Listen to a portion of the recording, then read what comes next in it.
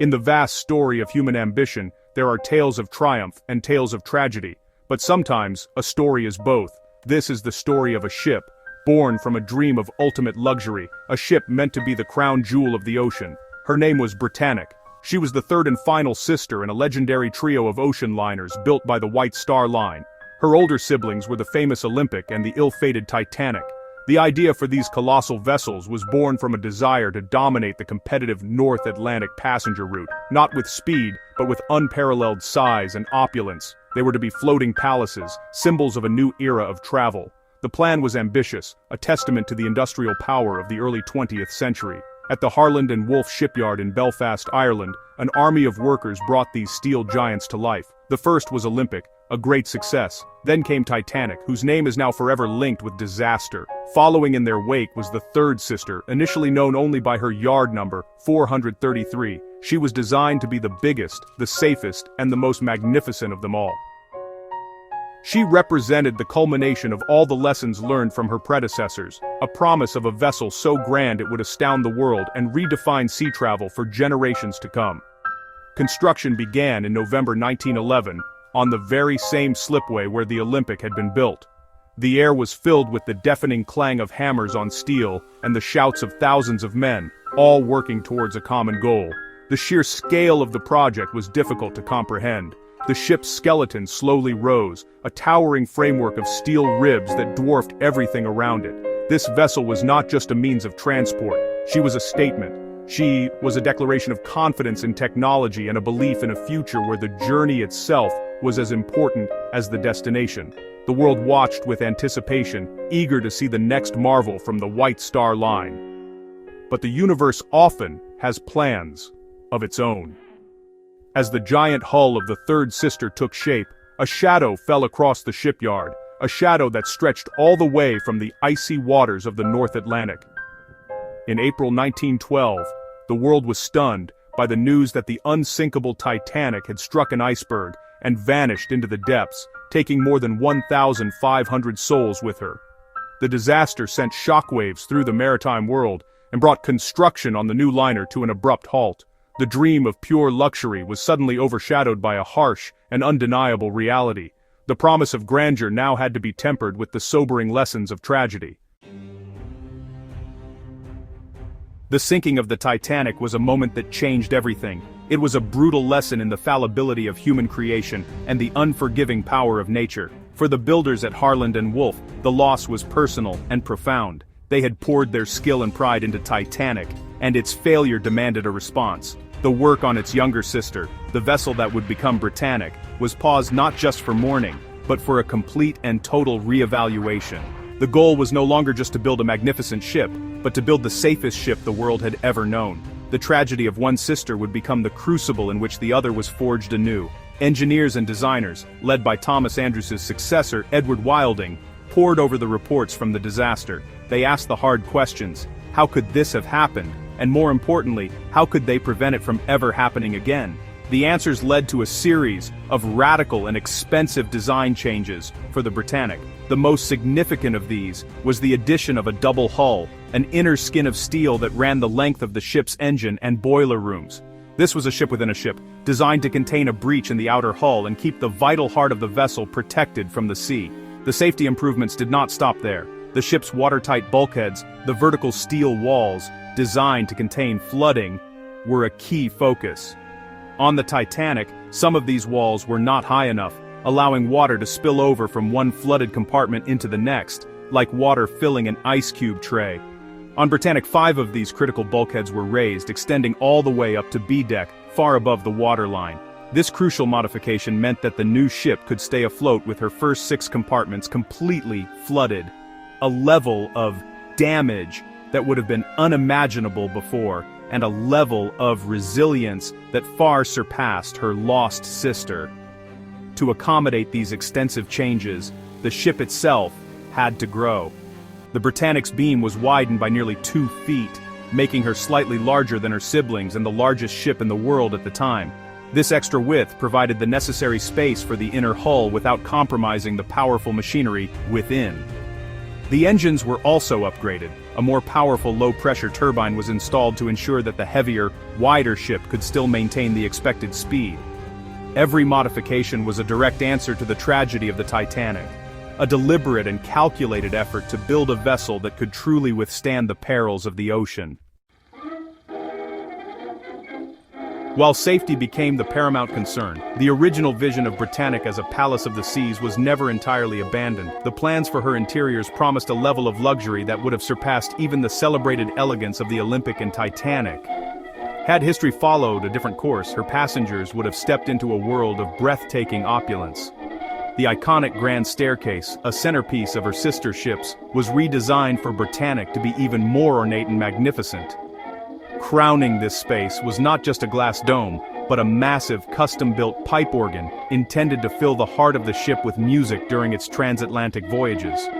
The enhancements extended to the passenger accommodations as well. The designers envisioned a new standard of comfort and privacy. Unlike on her sisters, where only the most expensive suites had private bathrooms, the plans for Britannic called for en-suite facilities in almost every single first-class stateroom. This was a revolutionary concept for the time, a feature that would have set her apart from every other liner on the ocean. The ship was also to feature new amenities, including Media Group, historical ship brochures listing amenities, archival photographs of luxury liner facilities, choose equally, a dedicated children's playroom to entertain its youngest passengers, and a stylish hair salon and barbershop for the ladies and gentlemen of first class, ensuring every need was catered to. Even the ship's swimming pool, a popular feature on the Olympic, was to receive a significant upgrade. The simple clinical look was to be replaced with ornate wall paneling and decorative tiles, transforming it from a mere pool into a lavish aquatic spa. Every detail, from the light fixtures to the carpets, was chosen to create an atmosphere of unmatched splendor. The first-class dining saloon, already vast, was to be enhanced with richer decorations, and the smoking room was to feature more elaborate wood paneling. Britannic was meant to be the ultimate expression of the Gilded Age, a floating masterpiece of art and engineering that would have been talked about for decades. But this grand vision was a dream that would never be fully realized. The beautiful fittings, the magnificent pipe organ, the plush carpets, and the ornate furniture were all created and stored, waiting for the day the ship would be completed for passenger service. They sat in warehouses, silent witnesses to a future that was not to be. Before the artisans and decorators could even begin their work of transforming the ship's steel shell into a floating palace, the drums of war began to beat across Europe. The world was changing, and the destiny of this great ship was about to be diverted in a way no one could have ever predicted. In August 1914, the outbreak of the First World War brought the golden age of ocean travel to a sudden and violent end. The grand ambition that had fueled the creation of the Olympic-class liners was replaced by the urgent needs of a global conflict. At the Harland and Wolff shipyard, work on the Britannic slowed to a crawl. The resources and manpower once dedicated to building a vessel of peace were now needed for the war effort.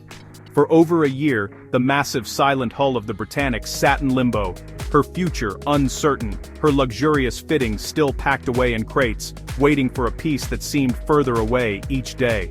Then, in 1915, a new purpose was found for the giant liner. The disastrous Gallipoli campaign in the Mediterranean had resulted in catastrophic numbers of casualties. The British military was in desperate need of hospital ships to transport the tens of thousands of sick and wounded soldiers from the front lines back to safety. On September 13, 1915, the British Admiralty formally requisitioned the Britannic. The order was clear. The world's largest and most luxurious planned ocean liner was to be converted into the world's largest floating hospital. The dream of opulence was over, replaced by a mission of mercy. The transformation was swift and dramatic. The stored luxury fittings were left in the warehouses. Instead, the ship's vast interiors were stripped bare and repurposed for medical care. The elegant first-class reception room was converted into a state-of-the-art operating theater.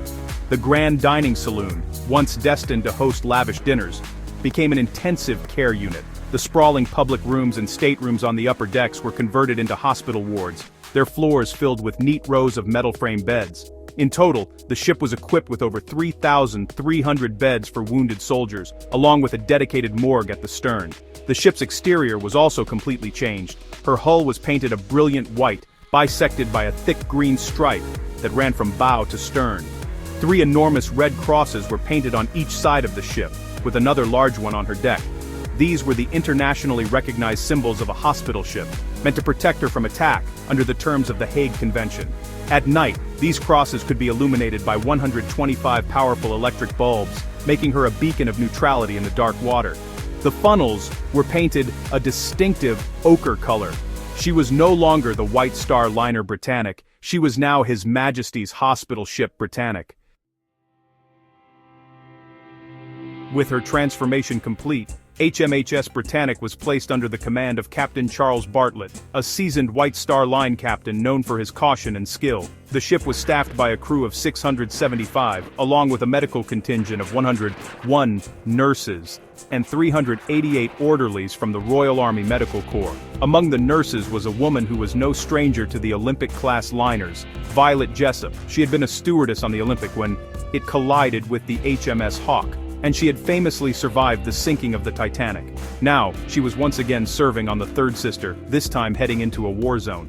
The Britannic embarked on her maiden voyage on December 23, 1915. She steamed from Southampton not to New York as originally planned, but to the port of Mudros on the Greek island of Lemnos.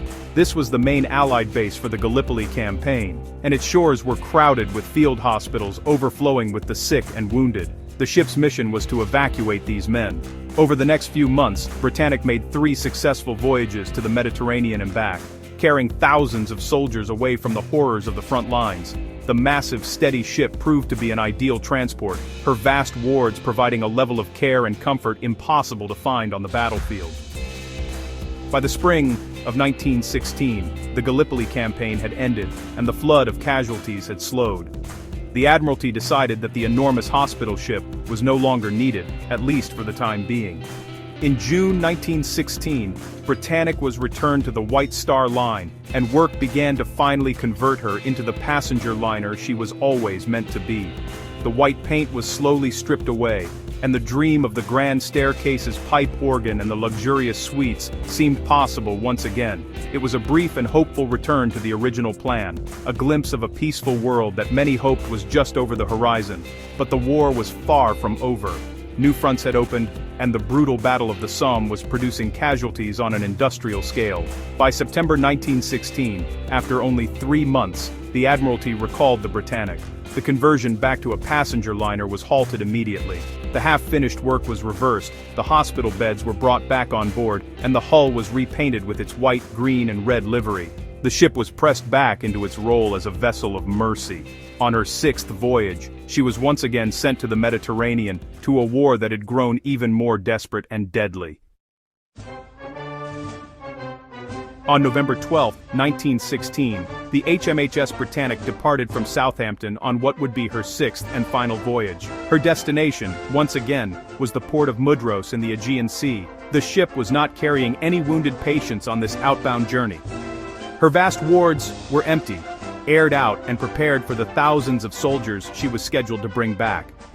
On board were 1,065 people, a mix of crew members and the medical staff of nurses and orderlies who would care for the incoming casualties. The mood was professional and routine.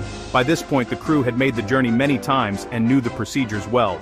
The ship made a stop in Naples, Italy, to take on more coal and water for the long journey ahead. A fierce autumn storm delayed her departure for several days, but by the morning of Tuesday, November 21st, the weather had cleared. The sea was calm, the sky was bright, and the Britannic was steaming at her full service speed of around 21 knots. Captain Bartlett was eager to make up for lost time. The ship entered the Kea Channel, a narrow strait between the Greek island of Kea and the mainland. It was a well-known shipping lane, and on that beautiful morning, there was no sign of any danger.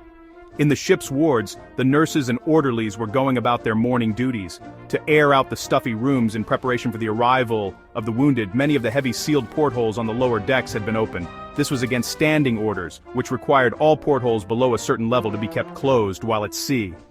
But, on a calm, sunny day, with land in sight and no apparent threat, it seemed like a harmless and sensible action. No one could have known that this simple act of opening a window to let in the fresh sea air would have catastrophic consequences. At exactly 8:12 a.m., as most of the crew and staff were finishing their breakfast, a sudden, violent explosion rocked the entire ship. A huge column of water and debris shot into the air near the bow on the starboard, or right side. The massive vessel shuddered from the impact, and a deep grinding sound echoed through its steel hull. On the bridge, Captain Bartlett and his officers knew instantly that something was terribly wrong. The Britannic, the ship built to be safer than all others, had been struck. The calm morning had been shattered, and a desperate fight for survival had just begun. The explosion was caused by a single naval mine, one of many laid in the Kea Channel by the German submarine U-73 just weeks earlier. The force of the blast ripped a hole in the ship's starboard bow, immediately flooding the first 4 watertight compartments. But the damage was far worse than it appeared. The explosion also damaged the fireman's tunnel, a passageway that ran from the crew quarters through the boiler rooms, creating a channel for water to bypass the watertight bulkheads. Furthermore, the shock of the blast had jammed some of the automatic watertight doors, preventing them from closing properly and sealing off the damaged sections.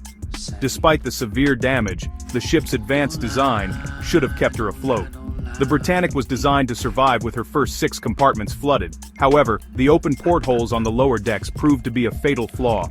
As the ship's bow began to sink, and the vessel listed heavily to the starboard side, the sea began to pour in through these open windows. This bypassed the high watertight bulkheads that had been her greatest safety feature. Water now flooded the ship from above, cascading down stairwells and along corridors. Within just 10 minutes, the Britannic was in a more critical condition than the Titanic had been an hour after hitting the iceberg. On the bridge, Captain Bartlett made a courageous but ultimately doomed decision. The island of Kea was only 3 miles away. He thought if he could just keep the ship moving, he might be able to deliberately run her aground on the beach, saving the vessel and everyone on board. He ordered the engines to be kept running and steered the sinking giant towards the distant shore. At the same time, he gave the order to prepare the lifeboats but not to launch them yet. He knew that launching boats while the ship was still moving at speed would be incredibly dangerous, a lesson learned from other maritime disasters. However, as panic began to set in, his orders were not followed. On the port side, 2 lifeboats were lowered into the water by officers who believed the ship was about to sink immediately. This action led to the greatest tragedy of the day. As the ship moved forward, the powerful current of water being pushed by the hull sucked the 2 small boats directly toward the stern. There, the ship's massive bronze propellers, now partially lifted out of the water by the sinking bow, were still spinning at full power.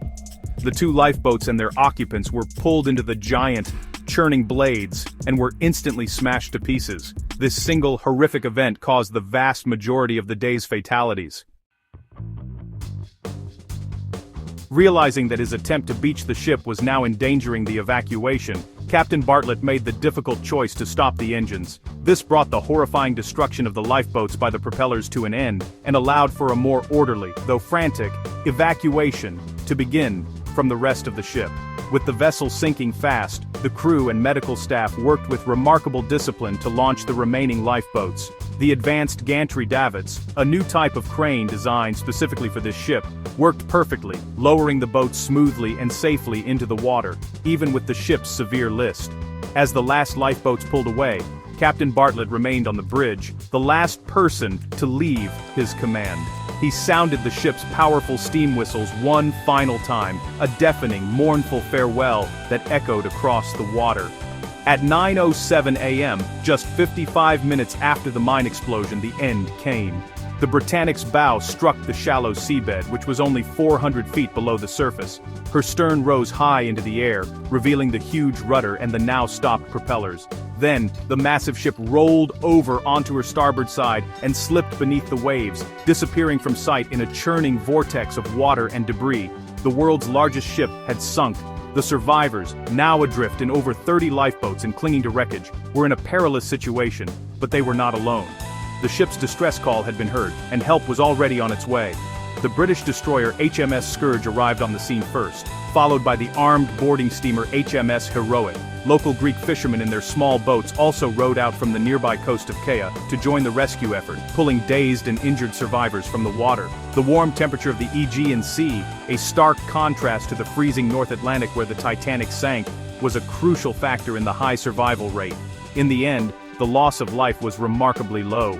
Of the 1,065 people on board, 1,035 were saved. Only 30 people died, almost all of them in the 2 lifeboats that were tragically destroyed by the ship's propellers. Nurse Violet Jessup, the woman who had survived the Olympic collision and the Titanic sinking, survived yet again.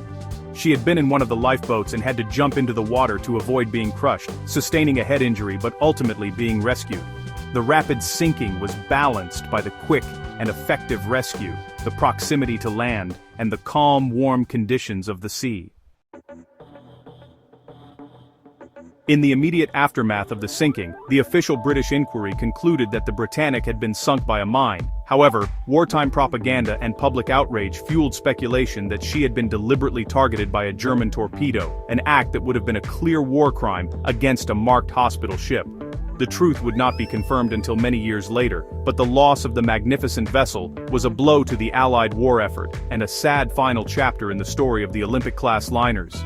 With the Britannic gone, only the aging Olympic remained of the 3 great sisters. For nearly 60 years, the Britannic lay undisturbed and largely forgotten at the bottom of the Aegean Sea. Her exact location was unknown until 1975, when the legendary ocean explorer Jacques Cousteau led an expedition and found her. He discovered the giant liner lying on her starboard side at a depth of about 400 feet, remarkably well preserved in the clear, cold water. Cousteau's exploration brought the story of the forgotten sister back into the public eye, revealing the wreck as a time capsule from a lost era. The ship that never carried a single paying passenger had become a monumental underwater memorial. Today, the wreck of the Britannic is the largest intact passenger ship on the ocean floor. Because she sank in relatively shallow water, she is accessible to technical divers, though exploring her is a challenging and dangerous undertaking. Unlike the Titanic, which is slowly deteriorating in the deep ocean, the Britannic is in a remarkable state of preservation. Her hull is mostly intact, her funnels have collapsed, but many features, including the huge propellers and the gantry davits, are still recognizable. The massive hole from the mine explosion is clearly visible in her bow, a silent testament to the moment that sealed her fate. The legacy of the Britannic is a complex one. She is a story of what might have been, a tale of unrealized luxury and a golden age cut short by war. She is also a story of service and sacrifice, a vessel that traded her planned life of glamour for a noble mission of mercy. Her sinking was a tragedy, but the high rate of survival is also a testament to the safety lessons learned from the Titanic and the bravery of her crew. She is the forgotten sister, overshadowed by the fame and infamy of the Titanic, but her story is no less compelling. She rests now in the silent depths, a sleeping giant holding the secrets of a turbulent time in human history.